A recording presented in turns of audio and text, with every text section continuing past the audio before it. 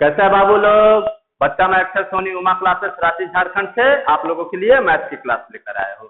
बाबू हम लोग अलजेब्रा के बारे में पढ़ रहे हैं, है ना। अलजेब्रा के बारे में हम लोग बेसिक्स जाने, पॉलिनोमियल के बारे में जाने, हम लोग कुछ कुछ क्वेश्चंस के बारे में जाने। आज बाबू हम लोग अलजेब्रा का वर्ड प्रॉब्लम जानेंगे, लीनियर इक्वेशन, है ना। कैसे मतलब हमको वर्ड प्रॉब्लम दिया रहेगा, उससे हम लोग इक्वेशन निकालेंगे, कैसे उससे समीकरण बनाएंगे, ठीक है ना बाबू। तो सबसे पहला चीज है बाबू, क्वेश्चन को समझना है। क्वेश्चन क्या कह रहा है बाबू, आइए देखते हैं। A 2-digit number is obtained by multiplying the sum of digit by 8। मतलब 2 डिजिट का कोई नंबर है बाबू, है ना। 2 डिजिट का कोई नंबर कैसे बन रहा है? अगर हम लोग वो डिजिट का सम करेंगे, दोनों डिजिट को जोड़ देंगे और फिर उसको 8 से मल्टीप्लाई करेंगे तो वो उसके बराबर होगा जो 2 डिजिट का नंबर है। Also it is obtained by multiplying difference of digit by 14 and add to find number। और दूसरा तरीका भी है उसको निकालने का कि हम लोग वो डिजिट का डिफरेंस निकालेंगे, जो 2 डिजिट का नंबर है वो दोनों के बीच का डिफरेंस निकालेंगे और फिर उसको 14 से मल्टीप्लाई करके उसमें 2 जोड़ देंगे तो भी हमको वो डिजिट मिलेगा। तो हम लोग को वो नंबर फाइंड करना है, कैसे करेंगे? नहीं समझ में आया? आइए समझाते हैं। सबसे पहले कितना डिजिट का नंबर है बाबू? 2 डिजिट का नंबर। तो मान लेते हैं हम लोग, लेट 10th डिजिट y, है ना। तो 1st डिजिट कुछ होगा ना बाबू, 1st डिजिट हम लोग x मान लेते हैं, ठीक है। यहां तक समझ में आ गया। 10th डिजिट हमारा क्या हो गया बाबू? y, और 1st डिजिट x। अब क्या कह रहा है कि हम लोग ये दोनों को जोड़ का 8 मल्टीप्लाई कर देंगे तो हमको ये नंबर मिलेगा। तो सबसे पहले 10th डिजिट हम लोग y माने हैं बाबू, 1st डिजिट क्या माने हैं? x माने। तो ये नंबर क्या हो जाएगा? 10 into y प्लस x, यही नंबर होगा बाबू, ध्यान रखिएगा। एक्सपेंडिंग फॉर्म 6 में 5 में पढ़े है ना। तो 10th डिजिट के प्लेस पे जो रहता है उसको 10 से मल्टीप्लाई कर देते हैं, प्लस जो 1st डिजिट के प्लेस पे रहता है उसको लिख देते हैं, तब हम लोग को नंबर मिल जाता है ना। हाँ, ये नंबर हो गया बाबू, ये हमारा नंबर है, ठीक है। अब क्या बोल रहा है, ये नंबर हम लोग को कैसे मिल रहा है? By multiplying the sum of digit by 8। तब ये दोनों डिजिट को सम कर देते हैं और इसको 8 से मल्टीप्लाई कर देते हैं, तब हम लोग को ये नंबर मिल जा रहा है।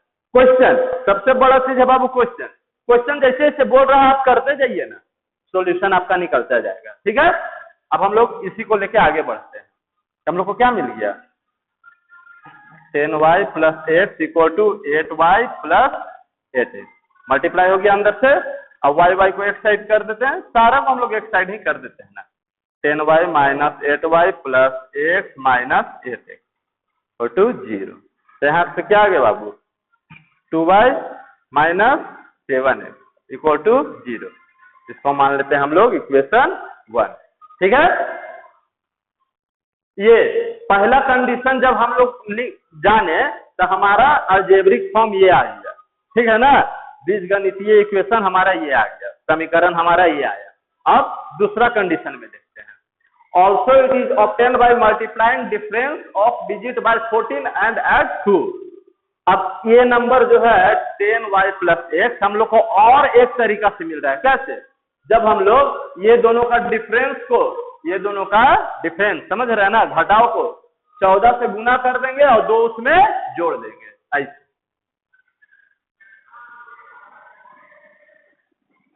10y plus x equal to ये दोनों का डिफरेंस बाबू, डिफरेंस क्या हो जाएगा? y minus x multiplying by 14 और उसमें 2 जोड़ देंगे, यही ना कह रहा है।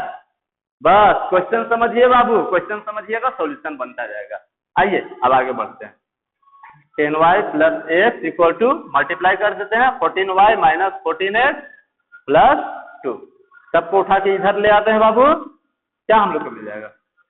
10y minus 14y plus x plus 14x equal to 2। घटा देते हैं, minus 4y plus 15x equal to 2।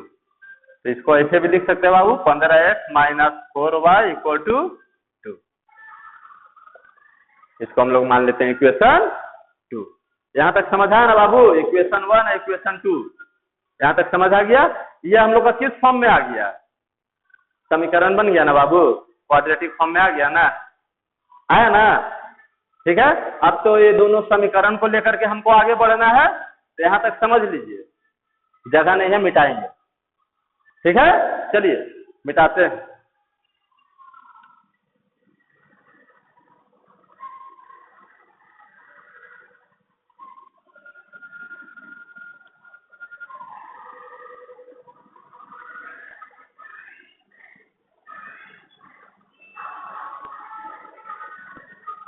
क्या दिया हुआ है हमारा, क्या समीकरण आया?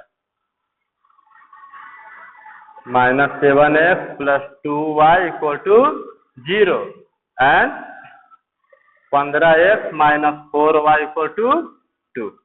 1 और 2 समीकरण आ गया बाबू।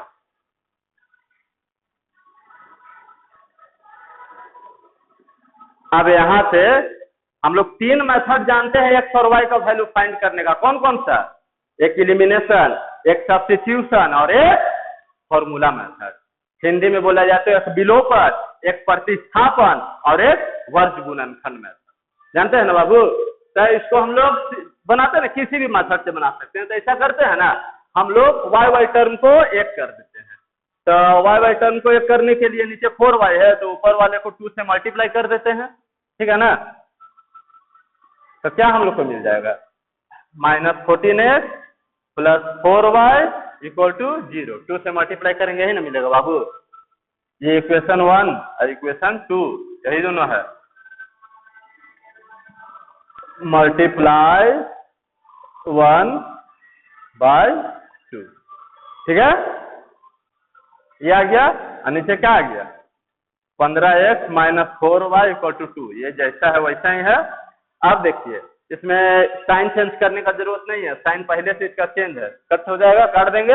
अब 15x में से 14x गया, x = 2। x का वैल्यू क्या गया बाबू हमारा? 2।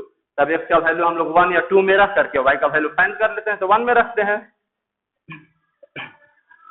पुट वैल्यू ऑफ x इन 1। क्या मिलता है हमको, देखते हैं। -7 × 2 + 2y = 0 है ना बाबू? तो 7 दूनी 14, 14, 2y = 0। क्या आ गया है से? इधर देखते हैं।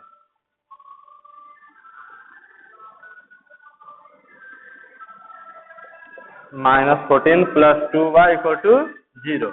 तो 2y = बाबू, ये माइनस इधर जाएगा, प्लस में आ गया। y = बाबू 2 से 14 जाएगा तो 7 बार में, ये इधर इंटू में उधर जाएगा, डिवाइड में होगा ना बाबू, इसे कट जाएगा 7 टाइम। तो y हमारा क्या आ गया? 7 एंड x 2। y 7 x 2। तो हम लोग 10th डिजिट किसको माने थे? y को, और 1st डिजिट x को। तो हमारा नंबर क्या हो गया बाबू? 10th डिजिट y और x 1st digit. That's your answer. समझे? तो बाबू कॉन्सेप्ट को समझिएगा ना बाबू, तो मैथ जो है समझने में दिक्कत नहीं होगा, परेशानी नहीं होगा, मैथ आपका इजीली बनता जाएगा। बस कॉन्सेप्ट समझिएगा। वर्ड प्रॉब्लम में ना बहुत सारे लोग जो है, बहुत बच्चे लोग, इनफैक्ट हम भी बाबू, वर्ड प्रॉब्लम जब हम आप 10th स्टैंडर्ड में थे या 9 में थे, वर्ड प्रॉब्लम आता था तो देख करके हमारा माथा चकराने लगता था कि बाबा कैसे बनेगा। लेकिन धीरे धीरे बाबू कॉन्सेप्ट क्लियर करते गए, समझते गए, क्लास लेते गए। और सबसे बड़ा चीज है बाबू मेहनत। मेहनत करना पड़ेगा बाबू, मेहनत करते जाइए, बस फल का चिंता मत कीजिए, कर्म करते जाइए, बाकी तो मैथ बनता जाएगा बाबू। आप कॉन्सेप्ट को क्लियर रखिएगा। ठीक है, चलिए आगे बढ़ते हैं। ये बाबू अब हम लोग आ जाते हैं दूसरे क्वेश्चन की ओर। दूसरा सवाल एज वाला सवाल है बाबू। ये सब सवाल जो है ना कंपटीशन में भी पूछा जाता है। एसएससी हो गया, आरआरबी हो गया, क्लर्क हो गया, रेलवे हो गया, बैंकिंग हो गया, ये सब में भी ये सब क्वेश्चन पूछा जाता है इस टाइप का। ठीक है, तो ये देखते हैं क्या बोल रहा है question. The age of man is twice sum of age of his two children. मतलब कोई आदमी है, उसका एज, उसका 2 बच्चा का एज के सम के बराबर है। After 20 years his age will be equal to sum of age of his children at that. 20 साल के बाद भी उसका एज उसके दोनों बच्चे के एज के बराबर ही है। तो वो आदमी का जो अभी प्रेजेंट एज है वो क्या होगा, वो फाइंड करना है ना। कैसे होगा देखिए, सबसे पहले मान लेते हैं बाबू क्या फाइंड करना है हमको, प्रेजेंट एज ऑफ मैन।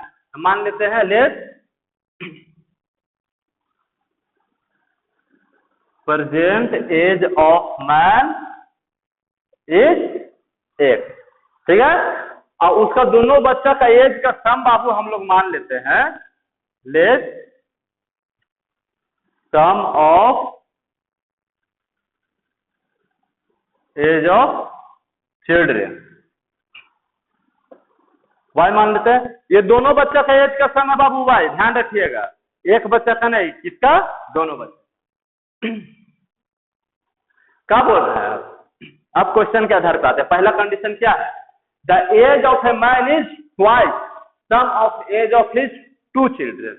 मतलब आदमी का एज जो है उसका बच्चा का एज का, दोनों बच्चा का एज का सम का डबल है। मतलब यहां से हम लोग को ये मिल गया, मतलब आदमी का एज, दोनों बच्चा का एज कितना है बाबू, दोनों बच्चा का एज का सम y है और इसका कितना है twice sum of age of his 2 children, दोनों बच्चा का एज के सम का डबल। तो इसको 2 से मल्टीप्लाई कर देते हैं, ये आ गया हमारा इक्वेशन 1। क्वेश्चन समझिएगा ना बाबू, तो इक्वेशन बनाने में ना बड़ा मजा आएगा, बहुत मजा, बहुत आना है ना। चलिए अब सेकंड कंडीशन क्या है, his age will be equal to sum of age of his children at that time after 20 year. 20 साल के बाद भी वो आदमी का एज जो है उसका दोनों बच्चा का एज के सम के बराबर ही है, उसमें डबल और ट्रिपल नहीं है। बस 20 साल के बाद वो आदमी का एज दोनों बच्चा के एज के सम के बराबर है। तब अब सेकंड कंडीशन में क्या है, 20 साल के बाद, 20 साल के बाद आदमी का एज, 20 साल के बाद बोल रहा है, तो 20 क्या करेंगे, इसमें परसेंटेज में प्लस कर देंगे। दोनों बच्चा का एज का सम क्या है बाबू, वाई। क्या वो बच्चा है, ध्यान रखिएगा 2 बच्चा है, तो ये 20 2 बार प्लस होगा।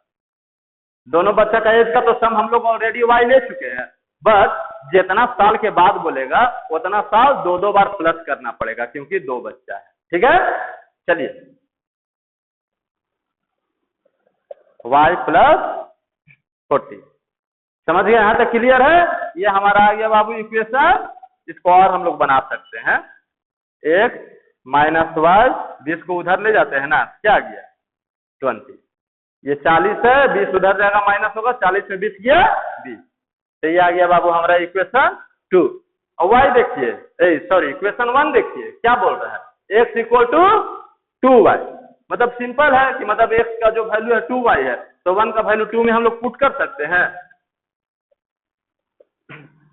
Put value of x in equation 2। x का वैल्यू क्या है बच्चा, 2y, 2y हम लोग यहाँ पुट कर देते हैं 2 में, तो 2y minus y equal to 20, तो 2y में से 1y गया बाबू y इक्वल टू 20, तो y का वैल्यू हम फाइंड कर लिए। और y का वैल्यू हम इक्वेशन 1 में या इक्वेशन 2 में रख के x का वैल्यू निकाल लेते हैं,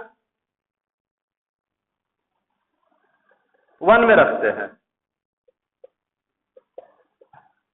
put value of y in 1, ठीक है ना। x equal to 2 into y का वैल्यू क्या निकाल लिए 20, x क्या आ गया 20 इंटू 2 40, तो परसेंटेज ऑफ मैन हम लोग क्या माने थे 1, तो परसेंटेज ऑफ मैन क्या आ गया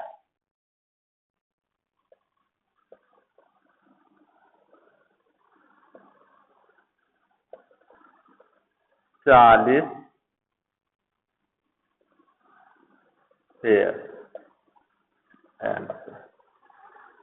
समझ आया बाबू। सबसे बड़ा चीज है बाबू कॉन्सेप्ट, क्वेश्चन को ठंडे दिमाग से पढ़िएगा। जब क्वेश्चन समझ में आने लगे तो जैसे जैसे क्वेश्चन समझ में आते जाएगा ना बाबू, वैसे वैसे इक्वेशन बनाते जाइएगा, ठीक है ना।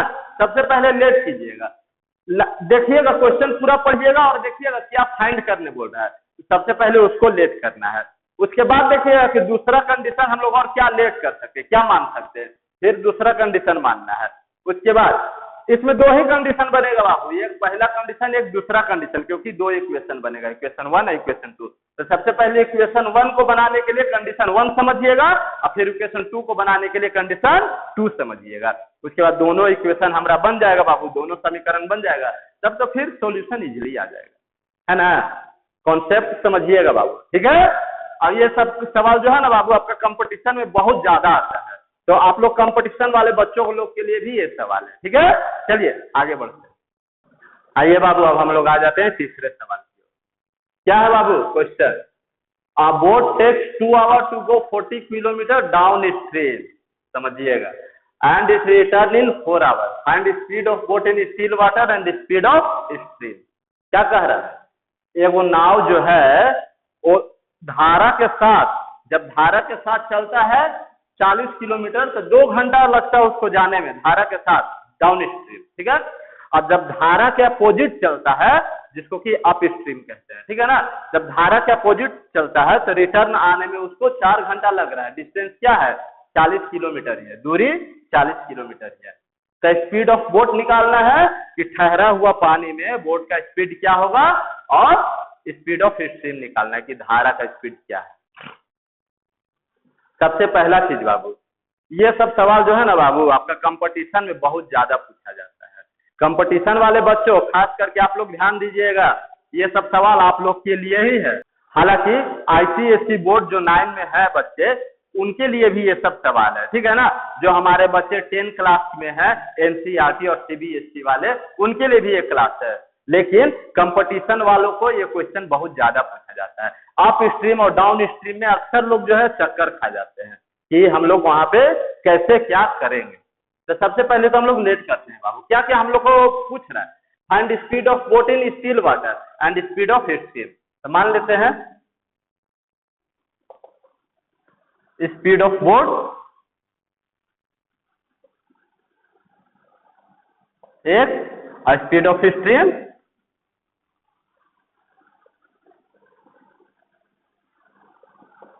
समझिएगा बाबू, धारा का चाल और भाई धारा का चाल y हो गया और नाव का चाल x हो गया, ठीक है ना। अब बात को पकड़िएगा। अब हम लोग को क्या बोल रहा है, डाउन स्ट्रीम और एक है अप स्ट्रीम। यहाँ दो कंडीशन, ठीक है ना, एक धारा के साथ और एक धारा के विरुद्ध, ठीक है। तो हम लोग इसको देखते हैं, speed of boat in down stream, मतलब धारा के साथ, जब धारा के साथ बाबू नाव बहेगा, बात को पकड़िएगा, जब धारा के साथ नाव बहेगा तो नाव का तो स्पीड ऑलरेडी x है और धारा का स्पीड y है, तो दोनों का स्पीड प्लस होगा कि माइनस होगा, वेरी गुड, प्लस होगा।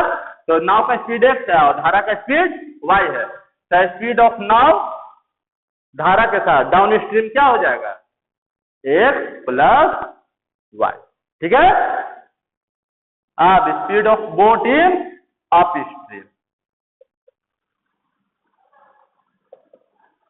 इसको विथ करंट भी कहते हैं बाबू, कहीं कहीं पे क्वेश्चन आएगा विथ करंट भी वहां पे लिखा रह सकता है, तो उसके लिए जो है ना कंफ्यूज मत होइएगा, विथ करंट लिखा रहे या डाउन स्ट्रीम लिखा रहे या धारा के साथ लिखा रहे, बात बराबर है। दोनों तीनों कंडीशन में हम लोग प्लस ही करेंगे। और ये अप स्ट्रीम लिखा रहे या अगेंस्ट करंट लिखा रहे या धारा के विरुद्ध लिखा रहे, तीनों के बात बराबर है, ठीक है।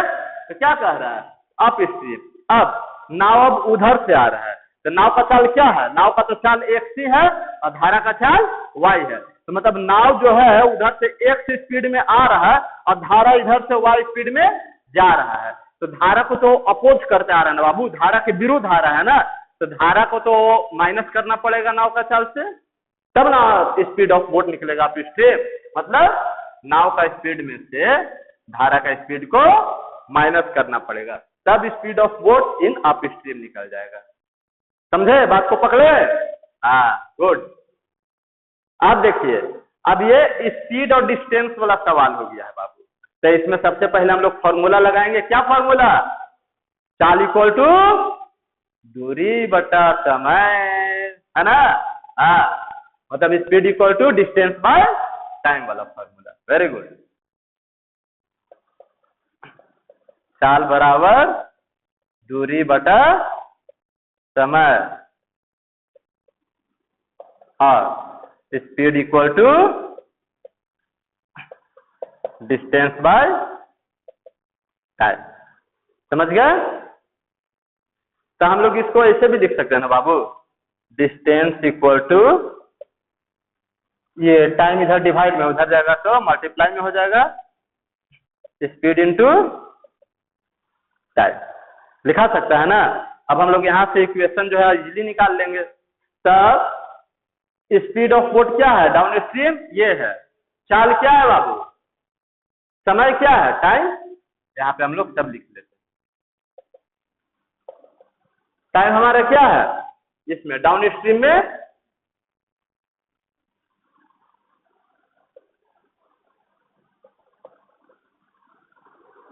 डाउन स्ट्रीम में कितना टाइम लग रहा है? 2 घंटा, 2 आवर। और टाइम अप स्ट्रीम में क्या है? वापस आने में कितना टाइम लग रहा है? 4 घंटा लग रहा है ना। और डिस्टेंस, दोनों का डिस्टेंस सेम है, 40 किलोमीटर। डिस्टेंस 40 किलोमीटर ही कवर करना पड़ रहा है। ठीक है। तब अब इस फॉर्मूला पे पुट कर देते हैं। डिस्टेंस कितना कवर कर रहा है बाबू? 40 किलोमीटर, चाहे वो डाउन स्ट्रीम जाए या अप स्ट्रीम जाए। तो डिस्टेंस हम लोग लिख देते हैं 40 किलोमीटर। और स्पीड क्या है? Up stream, sorry down stream, धारा के साथ स्पीड x प्लस वाई। तो धारा के साथ टाइम कितना लगा है बाबू? 2 घंटा। ठीक है। तो यहां से हम लोग इक्वेशन 1 निकाल लेते हैं, 2x प्लस 2y। तो 2 कॉमन आ जाएगा बाबू, क्या आ जाएगा? x plus y equal to 20। ये आ गया आपका इक्वेशन 1। अब आइए इक्वेशन 2 निकाल लेते हैं। डिस्टेंस क्या है बाबू? सेम है। अब speed in upstream, upstream धारा के विरुद्ध स्पीड क्या हो जाएगा?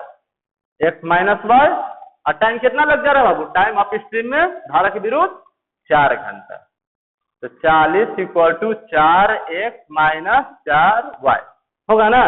तब 4 तो कॉमन, ऑलरेडी कॉमन था बाबू, तो 4 से 40 कट जाएगा तो क्या आ जाएगा? x minus y equal to 10। ये आ गया आपका इक्वेशन 2। इतना समझ लीजिए बाबू, बात को पकड़ लीजिए, कॉन्सेप्ट को अपना क्लियर कीजिए। ठीक है ना, क्योंकि अब मिटेगा, जगह नहीं है, मिट के अब हम लोग ऊपर बढ़ेंगे। कॉन्सेप्ट क्लियर कीजिएगा बाबू, तभी इस टाइप का सवाल जो है बनेगा। और नहीं क्लियर कीजिएगा बाबू तो आप लाख माथा पटकते रह जाइएगा, नहीं बनने जा रहा है। और कहीं समझ में ना आए बाबू तो कमेंट कीजिए, हम यहाँ बैठे हैं, आपको बार बार बताएंगे। ठीक है, चलिए मिटाते हैं।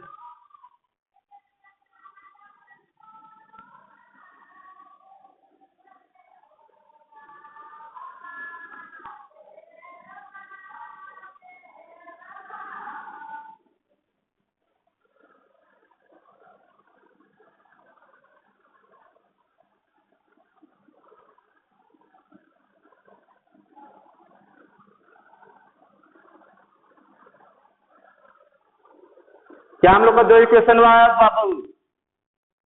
x plus y equal to 20 and x minus y equal to 10। यही 2 इक्वेशन आया है।